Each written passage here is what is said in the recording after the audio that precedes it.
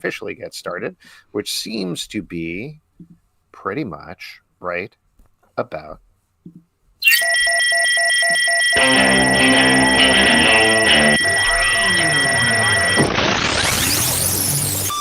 What is up, everybody? Welcome to Comic Book Club. I'm Alex. I'm Justin. I'm Pete. And we're coming to you live from a couple of places on the internet. We are live on Crowdcast. We're live on YouTube. We're live on Facebook. We're later on Spotify, Stitcher, or wherever you get your podcasts. That is all good.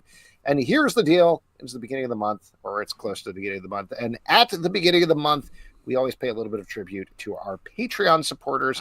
Anybody $5 and up, we have a deal with you. We read your names. We say deal. Thank you. We made a deal. We Shark Tanked you, and we took a deal. This is a real. I feel like the three of us, are like the Peter and Mary Jades, and the Patreon members are like the Mephistos. Why would you fuck of our lives? We made a deal with them.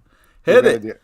That's when I think of a deal. I think of only Mephisto. That's what I'm. But we're going to read off a bunch of names now of people we want to thank. Starting it off with Otis Larson, Aaron C. Hollis, Adam DeRose, Adam Harwitz, Adam Marks, Adriel Moreland, Elena Fontenot, Amanda Harris, Andrew Prima, Andrew Tillman, Bearcat PhD, Benjamin Brown, Carly W., Carrie Matthews, Chris Leatherman, Christina Jaramillo, Christina Rensfield, Chris Terlizzi, Clemens Lua, Corby Dorby Doodle, Curtis LaRock, Deman Ryan, Dan Snow, Daniel Cabral, Daniel Fuentes, closing out the Danny block with Danny Heck, Debbie Gloom, Dennis Scott, Derek Mainhart, Doug Sodaway, Dylan L.J., Eduardo Martinez, Aaron Dorian, Jeffrey Risher, Gerard de Villiers, Isaac Carter, Jake Fry, James Connolly, James Kurtz,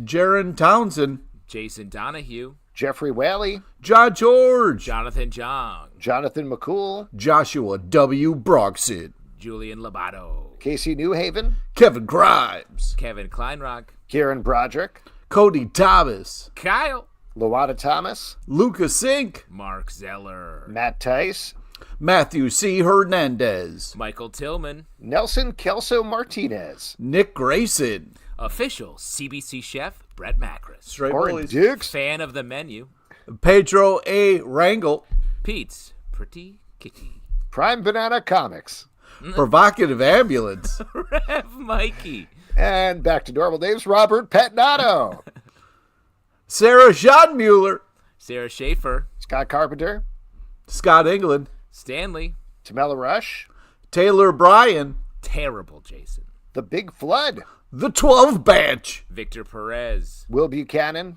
W.M. Leach, Zachary Backman, and Zika's Viral Comics. Thank you all for supporting all us. so Anybody much. who's interested. Honestly, we're getting too good at that. We need someone to come in with a wild ass name in the middle. No, don't get Let's cocky, do it. bro. Come on, let's don't bring get it. cocky.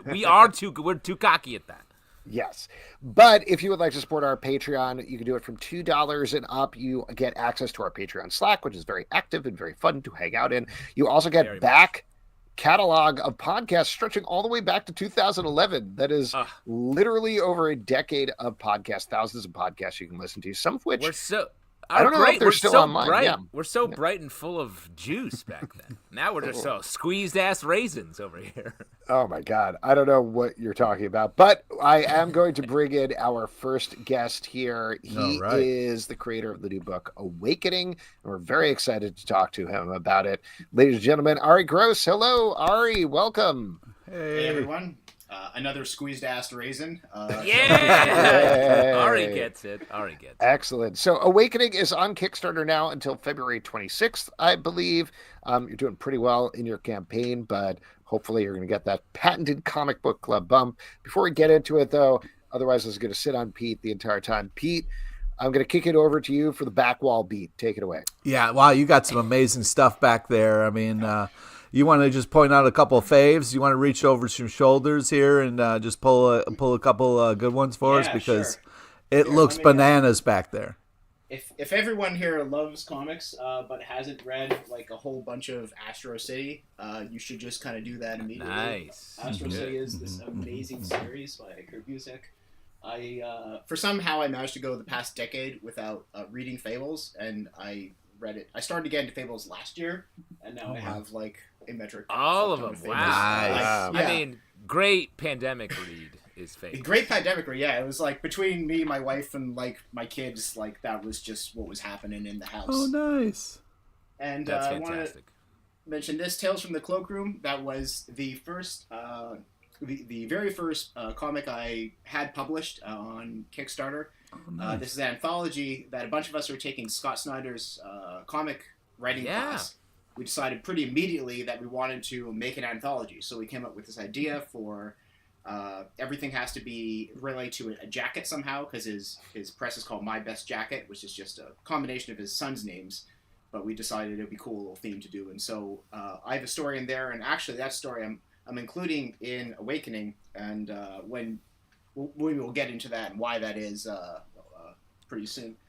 Before we jump into Awakenings, is everyone still in touch that put that book together? Because we talked about that before. We had some other folks on, and I thought that was such a cool project, and was excited if there was going to be more.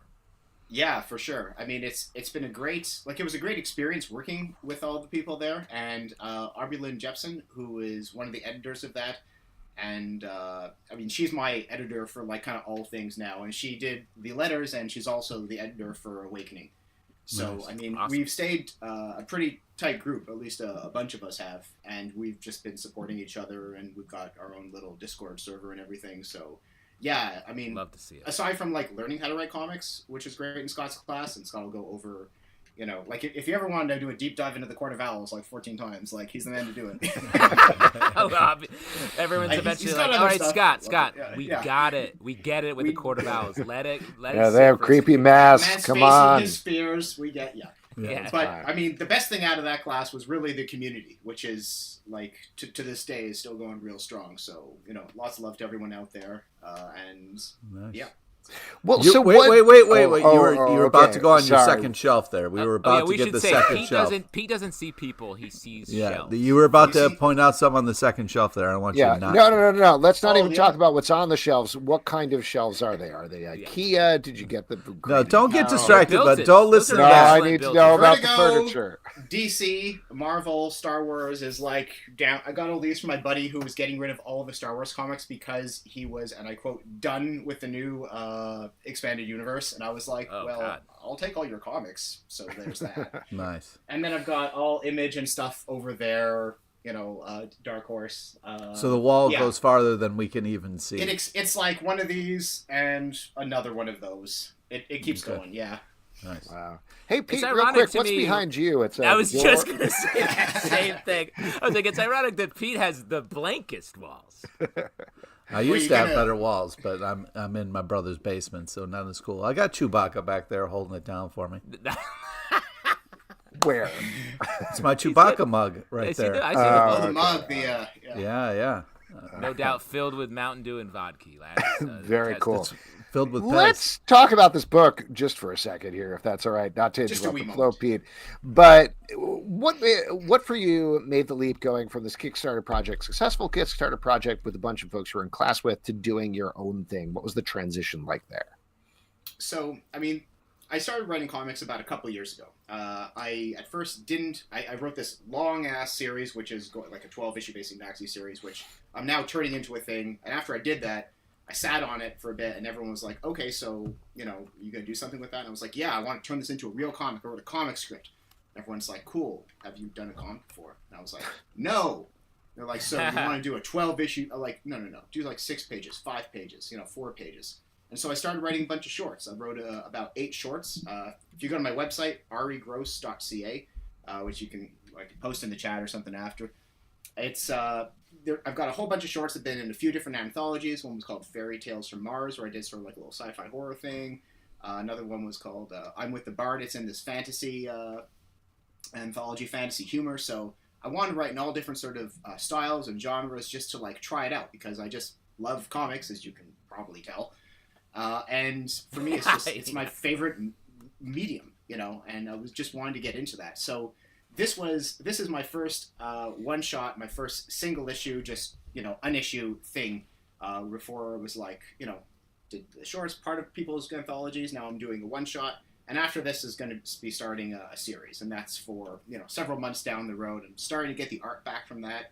It's so good. It's like got me so excited for this. But all I have to do now is just talk and think about the thing I've got now, rather than the thing I've got in the future. So Well, let's talk about the thing you got now then, which is Awakening, which is up on Kickstarter right now. This is a very fun, without spoiling too much, very meta take on Star Trek. I think is fair to say. Did you guys read the whole thing? I did, yeah. yes. Yeah. So what inspired this? What do you want to say about it? Because I know there's some stuff. There's some stuff, yeah. There's some stuff that happens. I've gotten good about saying stuff without saying stuff. That's a good You have trick. to learn how to talk about this thing, yeah. So Awakening is a Star Trek-inspired story. It starts off with the lovable Lieutenant Lau, the navigator of the ship. First page, he's hit by something. We don't know what it is, and he starts acting all kinds of funny. And then you sort of reveal that the ship is at the edge of an unknown galaxy, looking at this celestial anomaly. They don't know what it is. They're really trying to piece it together. And it deals with what is the anomaly, what is the relationship between that and the way Lau is acting, and what is the nature of any of this.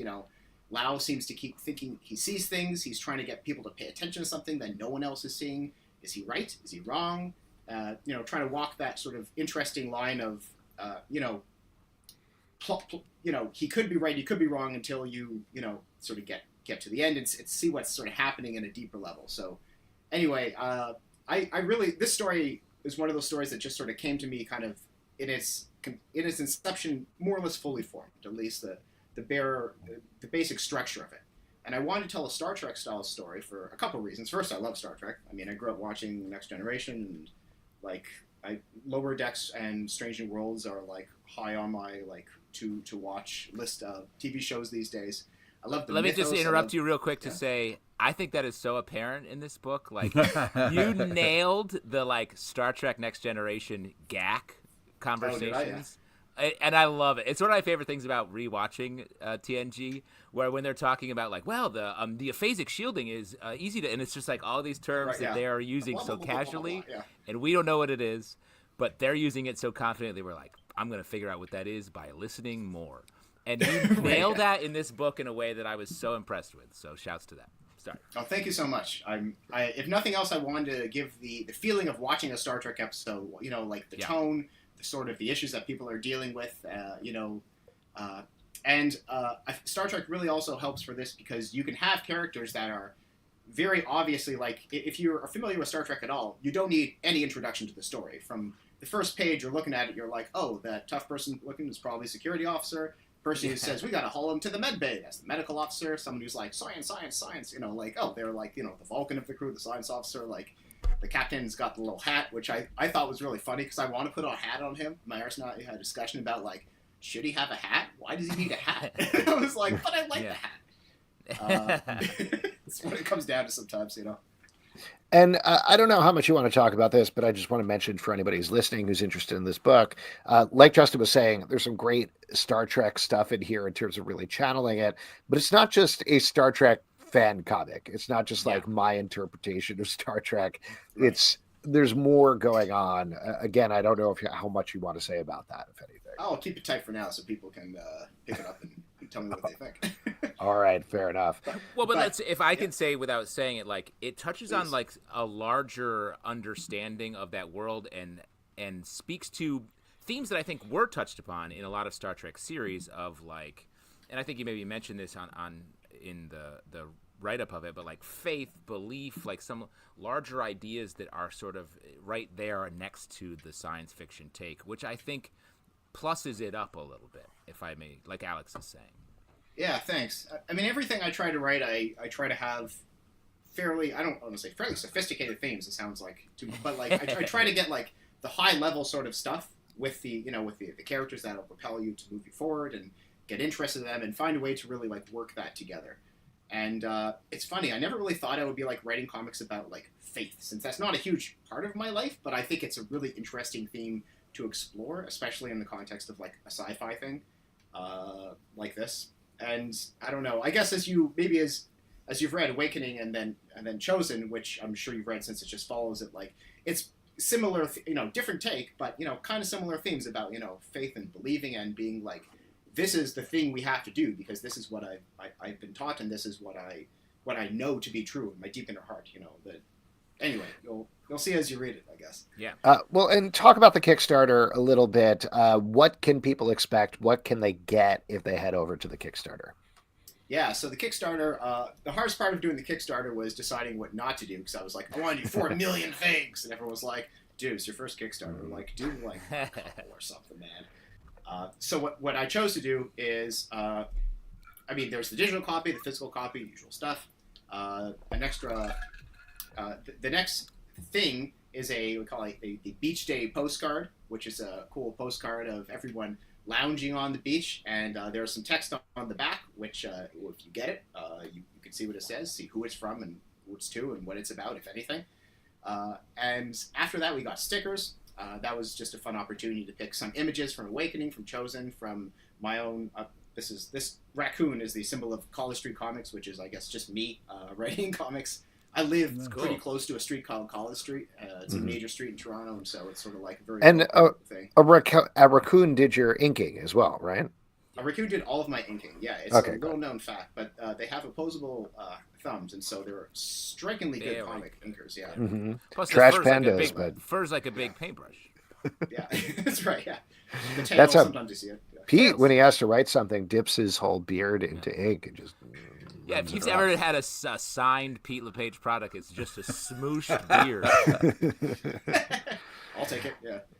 Well, Ari, your project is awesome. It's very cool. Yeah, congrats. Fingers crossed, I think you're going to make it on the Kickstarter, and I'm very excited to read more from you. It's great stuff. Yeah, man. Thank you so much. I just want to mention before, there's 2 other things on Kickstarter.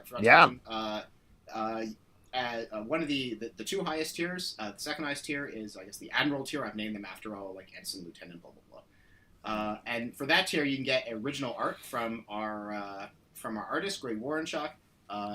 If you go to the Kickstarter page, you'll see a picture of me with my arms draped around Goltok, the security officer, around the legs of Goltok in a very classic sort of pose. And he'll do a sketch for you, and if you like that kind of thing, there's more where that came from.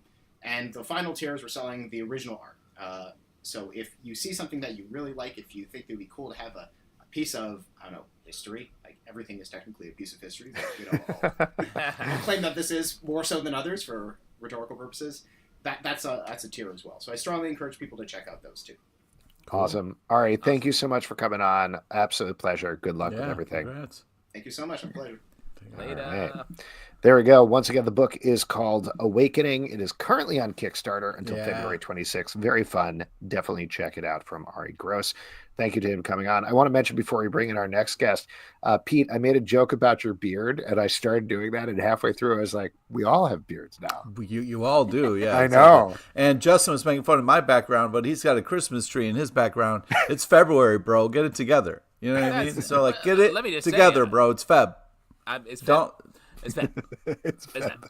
I don't know what your deal is. It's Feb. There's no doubt it's not Feb. The thing is, I was just talking about, like, you are so into backgrounds, and my background is commentable because it's a horror show. Yeah, you live in a murder basement. That's what I'm saying. So, like, that's my thing. Ari's thing was having a lot of comics. Alex's thing is having, I guess, like a Yoda or something back there. Yeah, sure. I don't know. And then Pierre's is having a Chewbacca mug filled with, I don't know, Punisher bullets or something. It's Pez. Pez? Loose Why Pez? so much Pez? Wait, is that true? Is it actually full of Pez? It's not loose Pez. It's like the, Mandalorian Pez dispenser. And It's a full of Pez dispensers? Or is it loose Pez is the question. Oh, my God. We got another guest. Let's go, man. It's Feb, not loose it's Pez. It's Feb, it's Pez. Okay. We do have another guest that I do want to bring into the stream. He is the creator of a new project from Zoop called Gilgamesh that is very cool. Ladies and gentlemen, Cam Kerkau, hello. Welcome to the stream. Welcome. Hey, guys. Thanks for having me. Oh my gosh, thanks for coming on. This is a cool, very messed up comic that I'm excited to talk about. Thank you. That's the nicest thing anyone's ever said about it. It's pretty awesome. correct me if I'm wrong. So you did the first issue on Kickstarter, and you're doing issue 1 and 2 together on Zoop. Is that how it's working right now?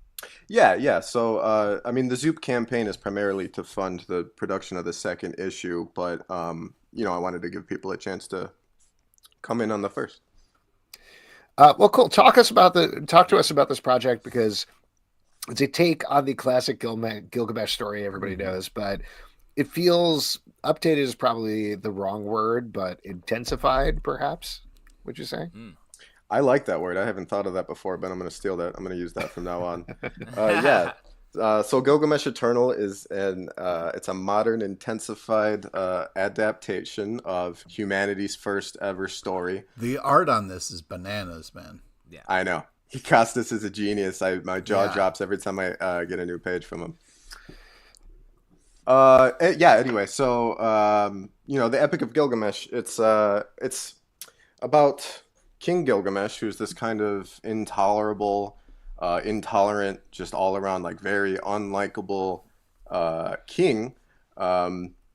He's so unlikable that all of his people pray to the gods to do something about it. So the gods, they make his exact opposite and equal, and they send that guy to fist fight him, and they fight to a draw. It was a really good fight because they fell in love. At least in my version, they're in love. And, after that, Gilgamesh becomes a little likable, and him and Enkidu go on some adventures, slaying monsters, just trying to gather as much glory as they can. Unfortunately, they make a lot of enemies along the way, and it's all going to end way too fast for him. Which is kind of where we find him in the second issue, is dealing with the repercussions of the battle in the end of the first. Why Gilgamesh? I mean, this is a story that's been told a million different ways, a million different times. What drew you to it, and what do you feel your original or different take on it was? When I read the Epic of Gilgamesh a few years ago, I was really struck by how universal his Gilgamesh's struggle is. The story is ultimately about somebody coming to terms with his own mortality. And there was something very touching about being able to look so deep into humanity's past, and it seems obvious, but just the fear of your own mortality is something that I don't think we're ever going to get away from. And so it just felt like a very, very universal story to me. And it felt like really something that would make a cool comic book. I mean, Gilgamesh is the first epic hero, which means he's the first superhero. And it's really hard to, at least for my brain, to read the myth without seeing it as a comic. And what makes it different? This is my creative interpretation, so I'm not following the myth exactly to a T. The first issue is pretty much more or less what you would expect from the epic. But starting in the second issue, we're going to veer a little bit off. We're going to see some branching paths, especially from some minor characters like Shamhat, the High Priestess. She's going to take a more forward-facing role in the second half of the myth. Also, book has a very unique look to it. Agreed. Well, that's what I was going to say. Like, I love the flourishes. Like this page we're looking at now, the panel on the left there. Like, it's a little bit, it's not quite as clean corners. It's meant to have a bit of character to it. There's one later where there's a little crown on Gilgamesh's head right after the fight, I believe, and those little flourishes add so much. It's really, really nice. Was that something that you had written in, or did you work with the artist? No, that was all Costas. Not only is Costas like a really inspired creative thinker, but he's also just he goes the extra mile in his art, and it shows on every single page. He treats every single page with a degree of care and love that it's just impressive. I'm impressed every time. Well, what was it like going from issue 1 to issue 2? Now that you were used to that art style, was that something you were able to lean into a little bit? How did your relationship change potentially? Well, I think over the course of creating the first issue, because we did it over such a long period of time, with it being a crowd-funded book, the schedule is a little bit different than a traditional 22 to 28 page comic. So we had a lot of time to get to know each other and understand how each other works. I love Costas because I will write a full script. I'll do 3 drafts. I'll send it to him, and then he will ignore it, and he'll call me up on the phone and say, "All right, what are we doing on page 1?" Wow.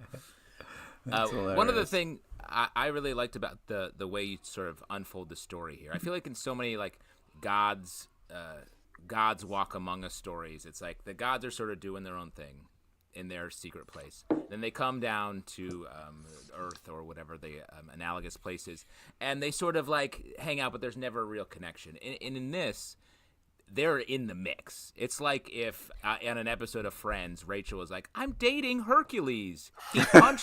He punched a hole in Ross," or like whatever the story is. And so like, what brought you to that? Because it's such a richer, and it feels more mythological in the sort of the Greek and traditional myths.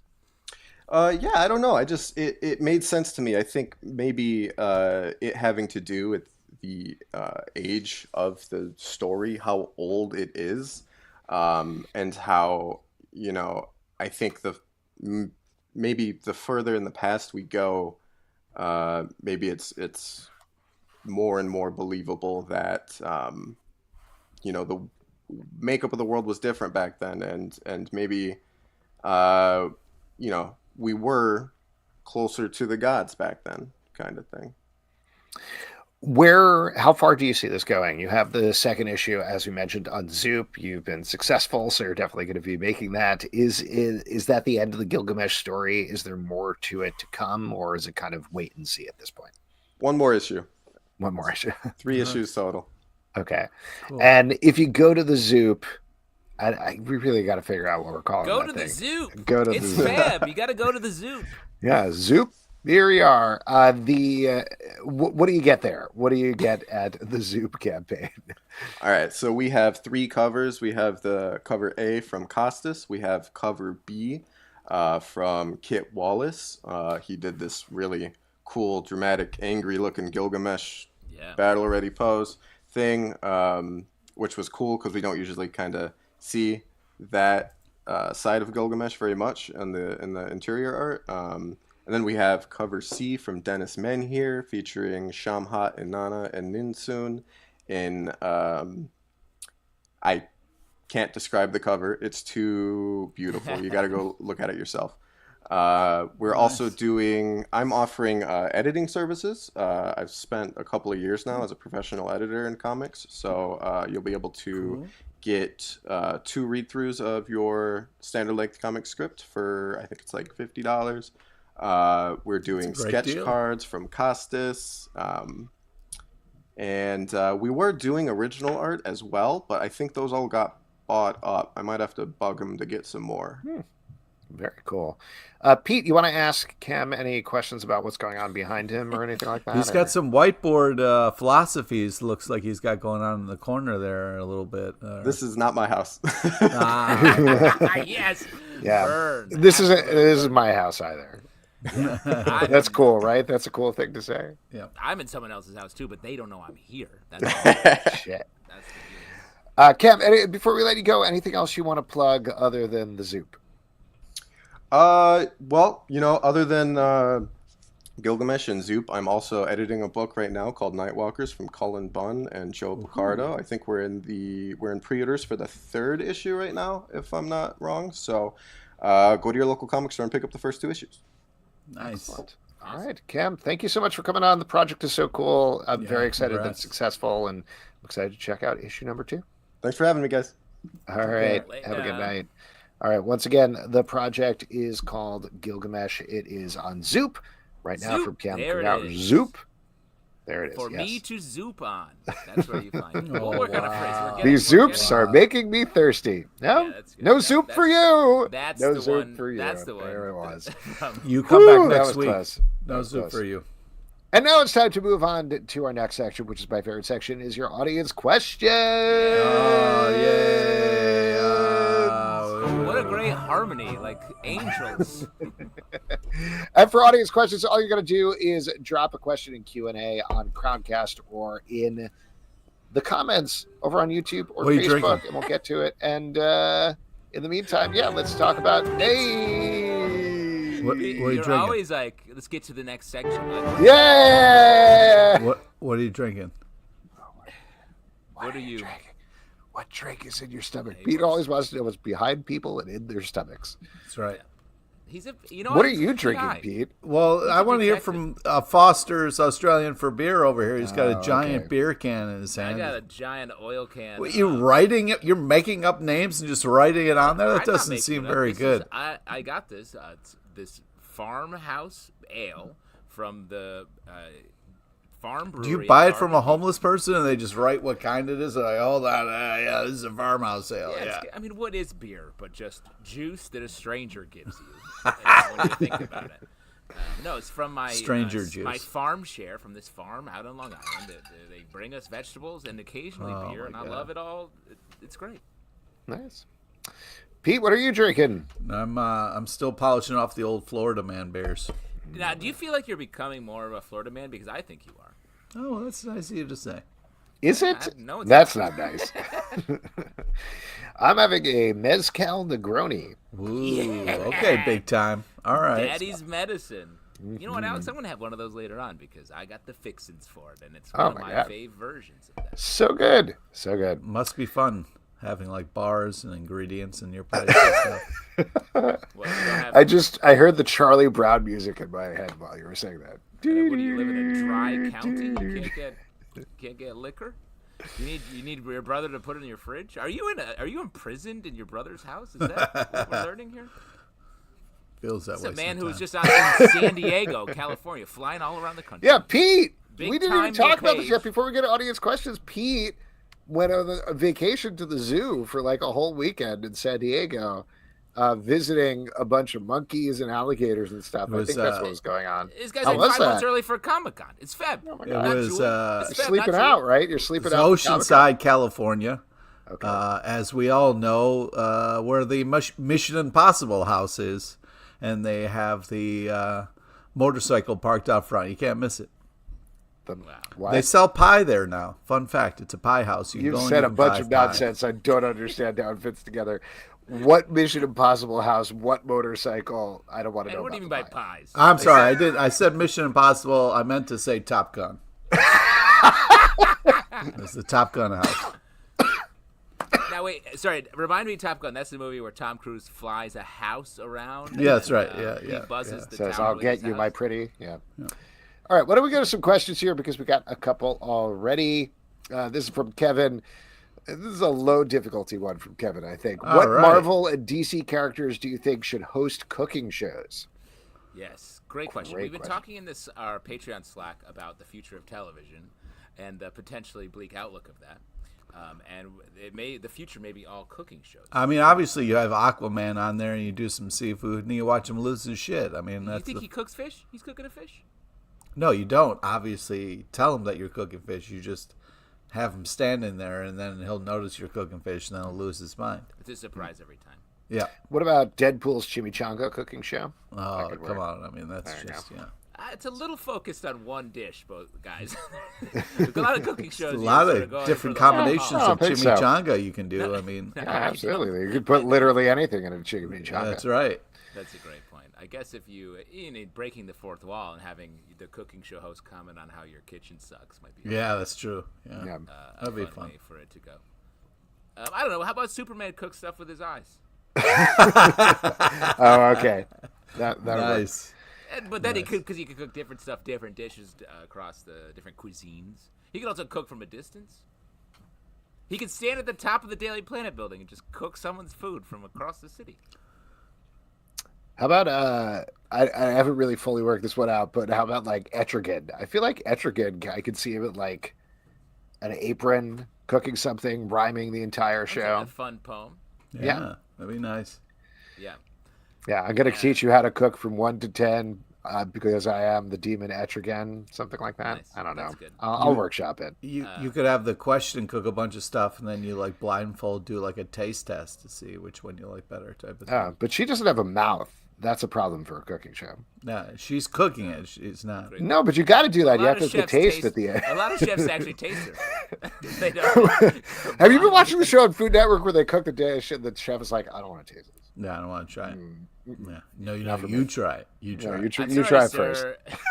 You've undercooked your lasagna, but fortunately your mouth is sewn shut like a scene from the movie Saw. All right, we got a couple here over on YouTube. This is from Federico Rosa. Check out the tube. If you pick your current favorite writer and your current favorite artist, what genre or specific character would you like to see them working on? Ooh, that's sort of a 3-part question. So, current favorite writer, current favorite artist, and then what genre would they work on together? Great question across the board. I've been. Let me just say let's say The Human Target is a book I've really been enjoying. So I'll pick Tom King from that. Artist, I'm going to go weird with my artist choice. Not my current favorite, but one from the past that was really cool, like Joe Madeira from the late 90s. So you get Tom King, Joe Madeira, and they do like a hard superhero story. No, like, taking a superhero story out of it, like a full-on Infinity Gauntlet style crossover written by Tom King. Could Tom King do that, though? Could he tamp down his impulses? Let me say, I don't think you have to tamp it down. It's like an economy of scale thing where like his thing is he picks a character and just blows it out.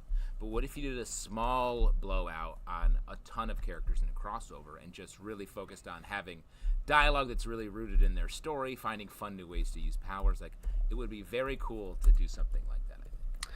I'll throw out, I'm having a hard time with favorite writer, but I've been really enjoying the stuff that Sarah Gailey has been doing. Oh, nice. The Buffy the Vampire Slayer, Know Your Station is great.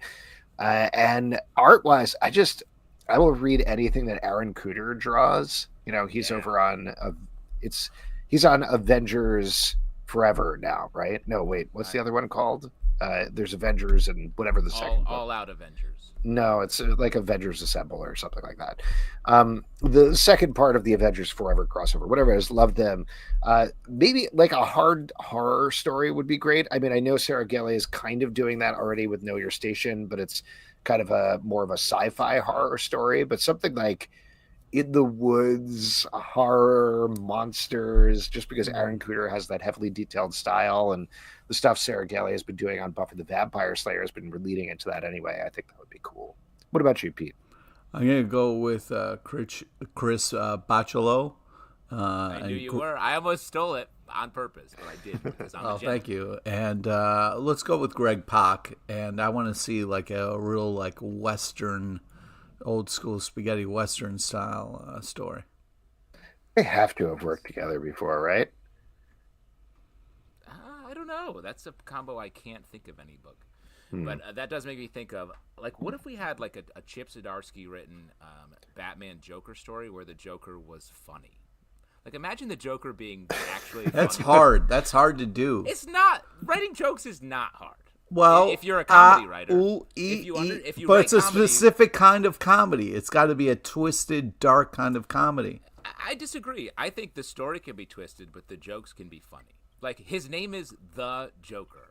And I feel like he's been getting by on some pretty shitty jokes lately. Wow. Where he's leaning I'll say Joker right now, bro. I like the way that this is getting very off topic, but I like the way that Matthew Rosenberg is writing his Joker Madness Laughs, who he's been building every issue around the Joker telling jokes. So I feel like that at least leans into what you're talking about. And I also like that story, but I'm saying like I want like a full on knockdown drag out. Oh wait, here's a good one, guys. You want somebody funny like a Dane Cook to write a comic. Yeah.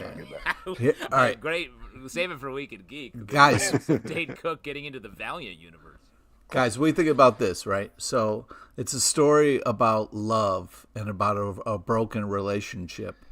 But it's also about a murder falcon okay? And I'm not sure. Maybe we'll get Daniel Warren Johnson to write and draw it. I don't know. I don't know if it would work. But now, is the Falcon getting murdered, or is it murdering other people? It's murdering evil and not people. Okay, That Murder seems very Falcon is the confusing. good guy. Let's plus it down a little bit, okay? And just make it just like a Falcon that's getting murdered. This is from Stray Bullet. What is everyone's preferred garbage plate setup? You can pick up anything, which seems like you already can. What would you fill your garbage plate with? Oh Pete, my we God, got to this go is for you such first a- because you... Such a great question. I'm going to switch it up from my usual. I'm going to go with Dog food. two white hots instead of two cheeseburgers, just because I Whoa, want to mix coming it in up. hot Yeah, right off the White plate. hot. Yeah. I'm going to go with some white hots. Then I'm going to go with the French fries mac salad. That's never going to change. And, of course, ketchup and mustard with the meat hot sauce all over it. I mean, come on. So, How about you before guys? you just literally spew food nonsense, what are the components that signify a garbage plate? Like, Okay, well, otherwise you're just eating a mess. Well, here's the thing. You have meat options, right? So you could go cheeseburger, hamburger. You can go chicken. So you let can me go say it's a red meat, hot, white hot. Yep. It's a meat and then a pasta and then a carb.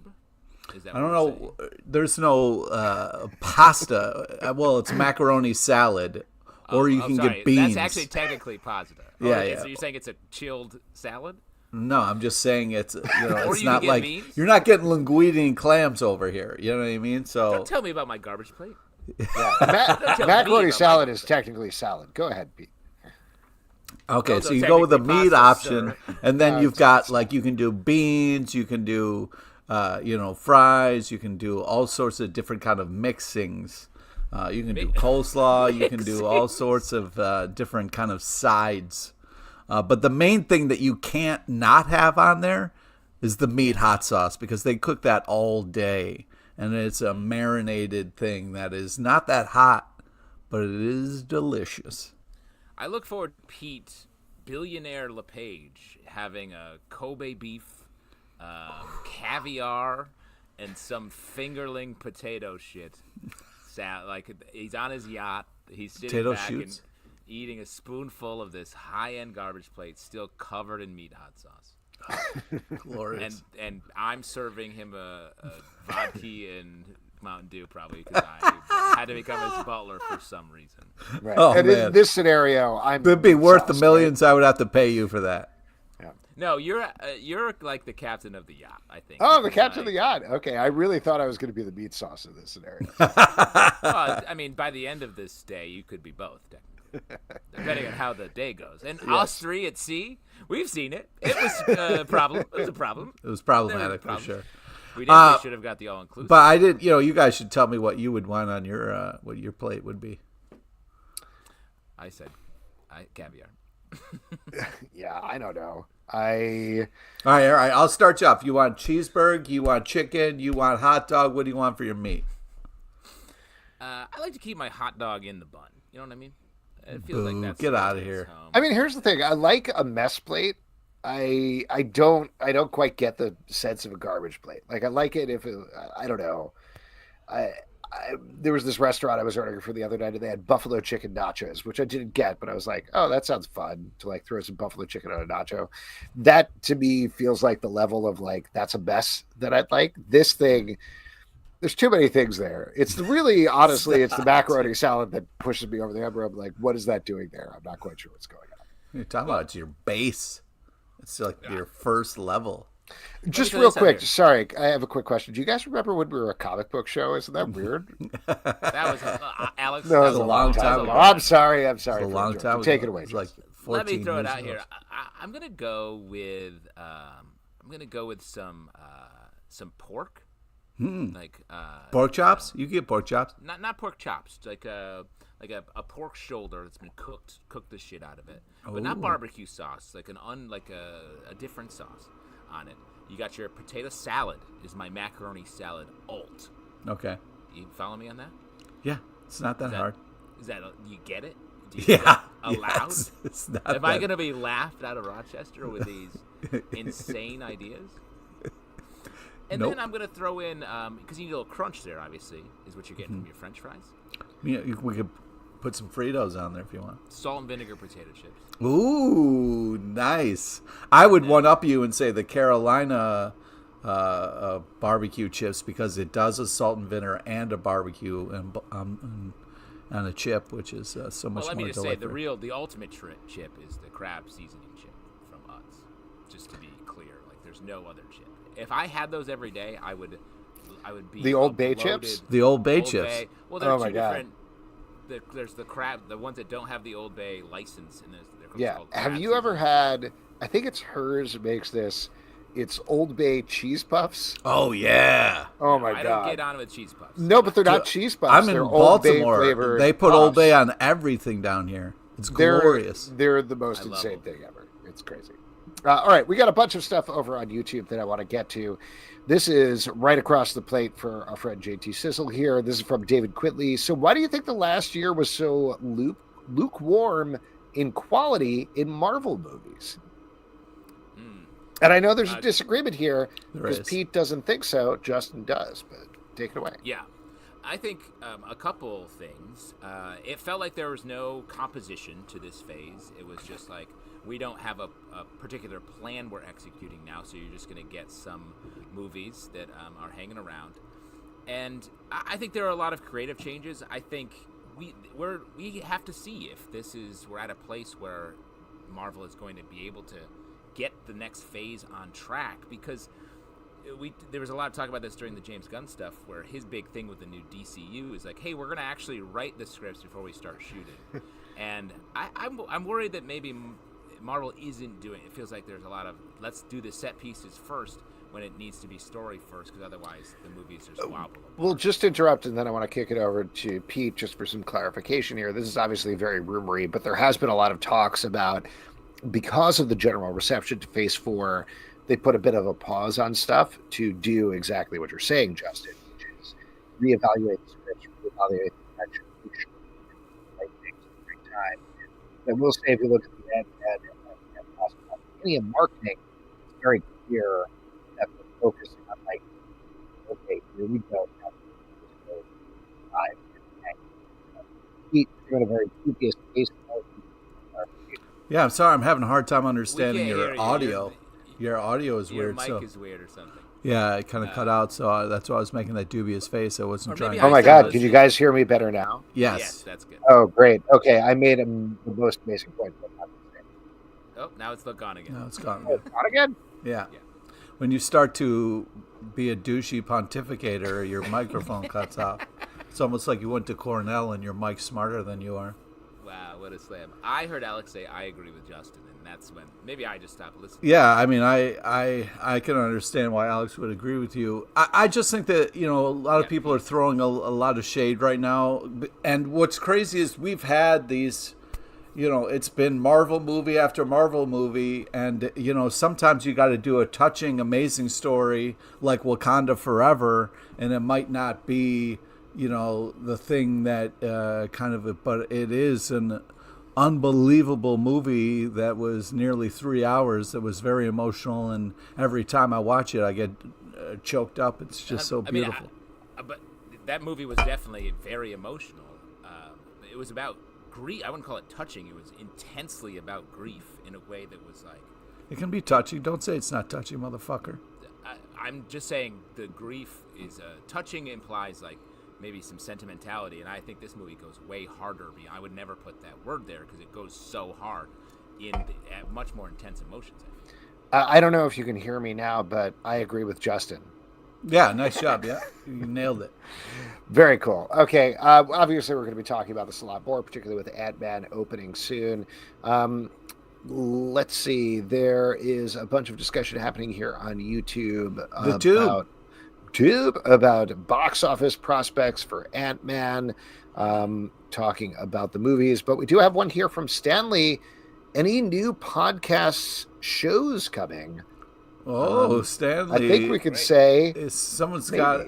Yeah. We're working on some ideas. We got some ideas. Calm down. I will say, working just in on terms some titles. things coming up. We've been in a little bit of a pause here as I've been horribly sick and unable to talk about it on a mic mostly. So I haven't really been pushing anything too much. But we do have a bunch of stuff coming down the pike. When we've been talking about ideas, we've been trying to factor in that it's the final season of Riverdale, and they have anywhere between 20 and 22 episodes, and that's kicking off at the end of March. There's a new season of Invincible. There's a new season of Sweet Tooth coming. There is more Doom Patrol, even though the show was canceled. So we'll be talking about the last episode of that. There's no Sandman. Your mic's going. My mic is going again. It's very weird. It's like your mic switched to something else because we're also hearing like a fan noise or something. That's me?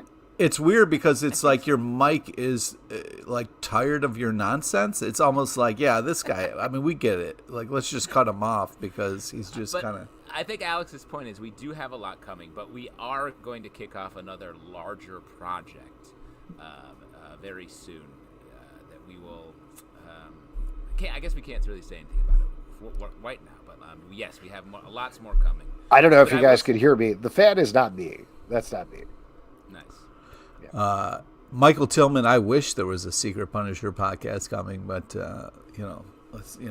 fingers crossed. That'd be an amazing thing. There's a lot of great Punisher stuff happening in comics right now. Yeah. If we did a Secret Punisher podcast, it would not be a secret. That's true. It's true. Wait, what would a Punisher podcast be? Would it just be talking about the Punisher movies? Oh, I guess there was a TV show too. We could talk about that. You could just talk about the comics, asshole. Like, what the fuck? Yeah, and also a hit TV show. Is he in comics? Is he in comics? Oh my god. He writes comics, I think.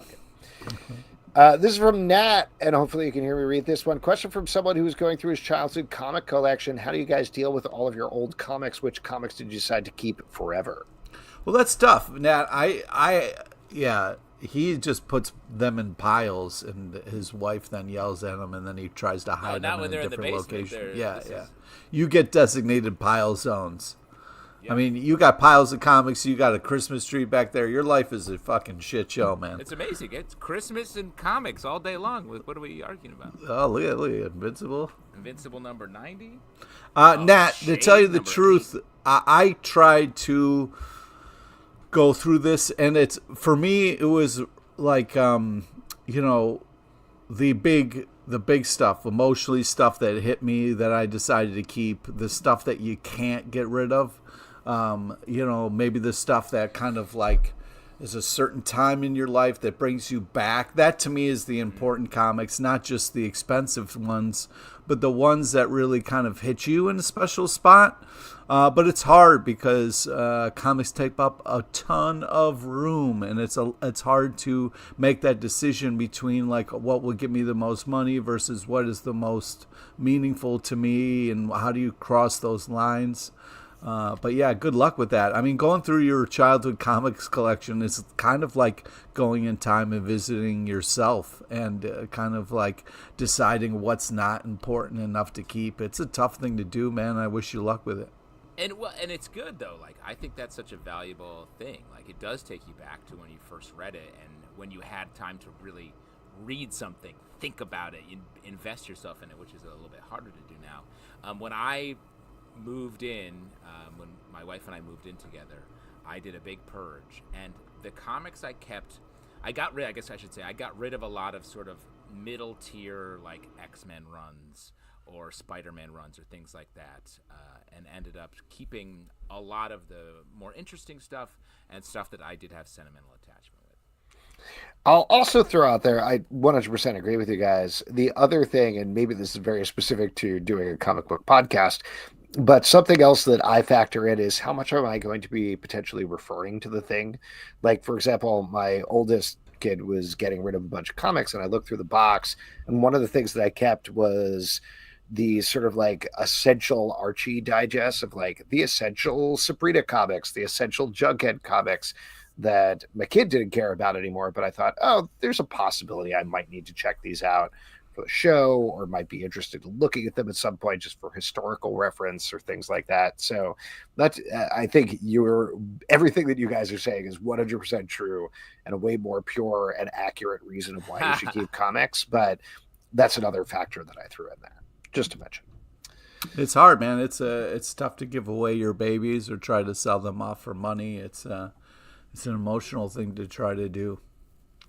We got one last question here I wanted to throw out to you guys. This is from Frederico Rosa on YouTube. Do you guys have a guess of when the Marvel shows start this year, considering Mandalorian starts in March?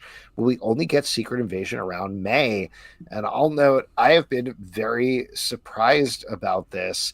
Yeah. We have not had a Marvel show for a long time now, like a relatively long time, in a very surprising way. It was Miss Marvel was the last, right? She-Hulk, right? Wait, She-Hulk.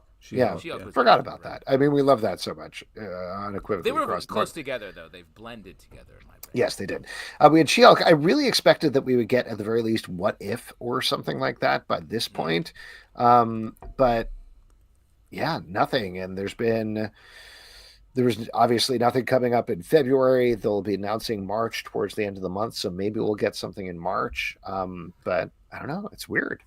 Well, and let me throw out, like, maybe that's intentional. Maybe Quantumania really is a formative movie for what's coming next, and they need that to come out before they can get to anything else.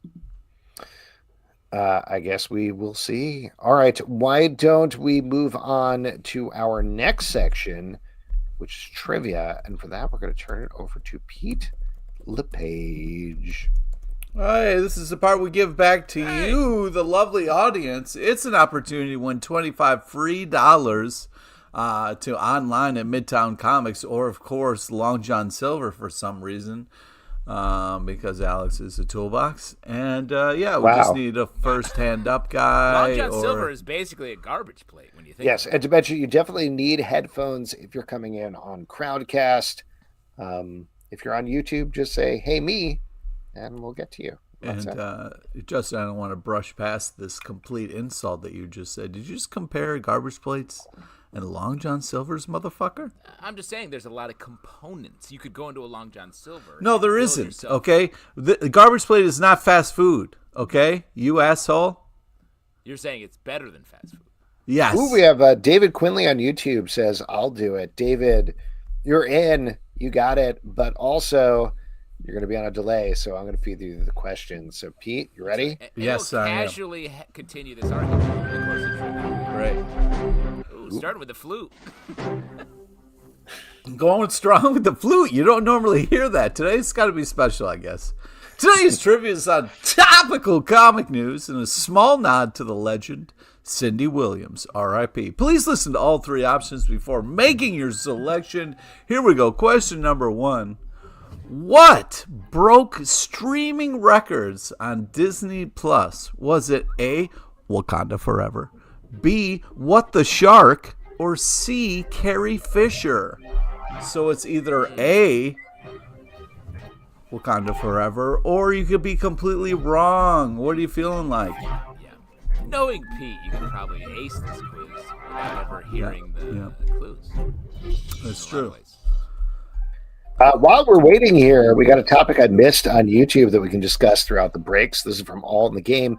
Guess we're not talking about Quantum Mania reviews, All in the Game says. Specifically asked, can't really tell from the early reviews if Jeff loved us. His screenplay makes us more or less confident Avengers Kang Dynasty. We'll get back to that in a second because David Quinley says, hey, let's go over to the second question. All right, great. Question number 2. What got canceled at HBO Max? Was it A, Pennyworth, B, Dream On, or C, Henry Winkler? Uh-oh, multiple correct answers here. No, well, HBO Max, my friend. HBO Max being the key word there. It's only one option, and again, what if it is Henry the first Winkler one. gets canceled for some weird, he catches a fish that's too big or something? Could be. Real quick on the reviews, I'll mention there were a bunch of screenings last night, and fans came out with their seen usual reactions. I have not seen it. My take, you got me, Pete.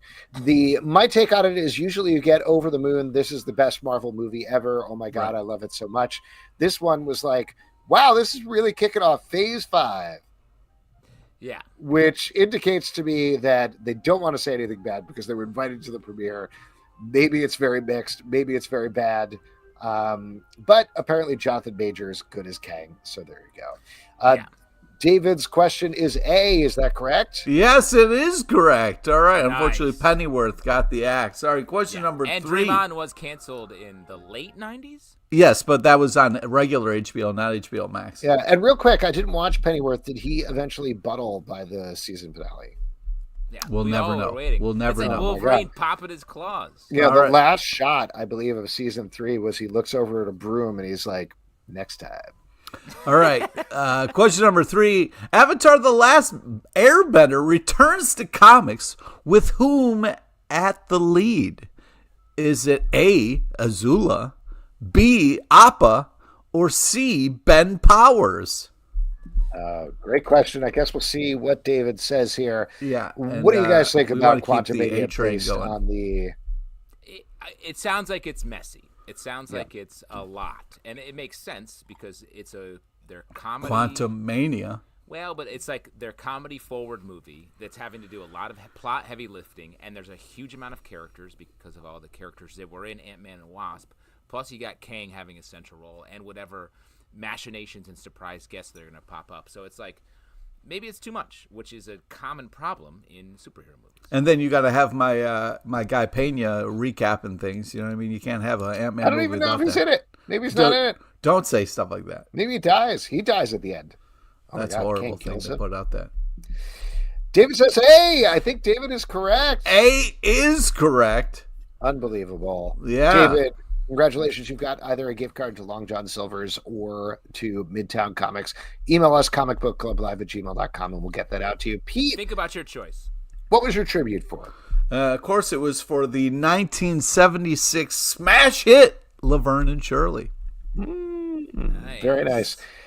Not to sour your tribute section or anything, but I did want to mention, just because you're never going to talk about this, he was never in any TV shows or movies or anything, but Lee Moder, the co-creator of Stargirl, actually passed away today.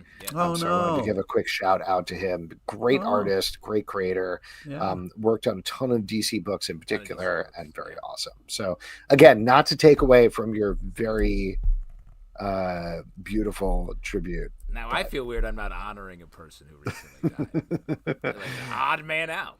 Oh boy, I'm sure somebody else died recently. You know what didn't die is comics. They're always coming back for more. What are you guys looking forward to? Pete, what are you looking forward to that's coming out this week? Oh my God, there's so many great comics out this week. It was really hard. I mean, there was just one banger after the next. I'm looking forward to Alien #6, All Against All #3, and then Daredevil #8. Woo-hoo-hoo! Daredevil #8. Oh man, you love the #8. What? I'm surprised you like Daredevil #8. Oh, really? The two characters that I think are going to fight in there, they seem like people that you both like. I got to give a shout out to a comic that we will no doubt argue about in our Stack podcast, The Amazing Spider-Man #19, where we've got Yawn. we are looking forward to some Peter Parker, some Black Cat, some Mary Jane. We're going to have a lot of fun with that one. I love, a little preview, I love Black Cat and Spider-Man dating. That's the relationship I want to see. Also wanted to shout out one other one, Spy Superb #2. Yes, we had dude. Matt Kint on, the writer and artist of this book, a couple weeks ago, talking about this book. It's super fun. We should talk to him about this issue, though. You know what I mean? Yeah, we did. We should have. Definitely check it out. It's very fun. Couple of things I'm looking forward to. Miracle Man, the Silver Age #4. This Really? is the first issue. Yes, we talked about this on the podcast several times, but this is the first issue of unreleased material from Neil Gaiman and Mark Buckingham, so I'm very curious to see how that turns out, given that this is decades in the making at this point. Another one we've been really enjoying, Two Graves from Image Comics, this book about a woman who is seemingly traveling with death. There's a lot more going on there, and it's not quite clear, but I'm very curious to see how this book goes. And I mentioned this earlier. I mentioned Know Your Station earlier, but Sarah Gailey and Leanna Kangas put together this very disturbing, very hilarious space mystery. So love picking up that every month. And folks, that is it for this week's show. A couple of people we want to thank. We want to thank Ari Gross for coming on to talk about Awakening. That is on Kickstarter until February 26th. Also, Kerkau. Check out Zoop's Gilgamesh There are, I believe, 23 days left on that for you to pledge. Great book, beautiful art. Next week, we're going to have Rich Davis is on the show to talk about Prometheus and Chains, continuing our mythology theme. Yeah, I guess. Mythology Febthology, sure. CC Affini is going to be here to talk about Mythfall, continuing the theme. Nice. If you want to support us, patreon.com/Comic Book Club. You can subscribe on Apple, Android, Spotify, Stitcher, or the app of your choice at Comic Book Live on Twitter, Comic Book Club Live on Instagram or TikTok, comicbookclublive.com for this podcast and many more. Until next time, good night. Good night, folks. Hey, all thanks. Garbage plates in March. That's all I'm eating. Oh, nice. Also, a shout out to Nat for not interrupting our show this week. That was nice, man. Thanks. You're tempting fate, man. Yeah, it's too late. There's always time. So wrap your green hammer. Don't be late for it, 'cause their girlfriends can barely tolerate it.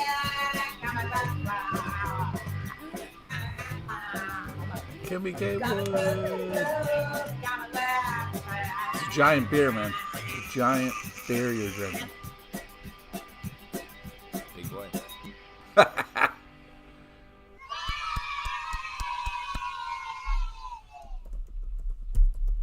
Thanks, everybody. Have a great night. Good night, folks. Take care of yourself out there.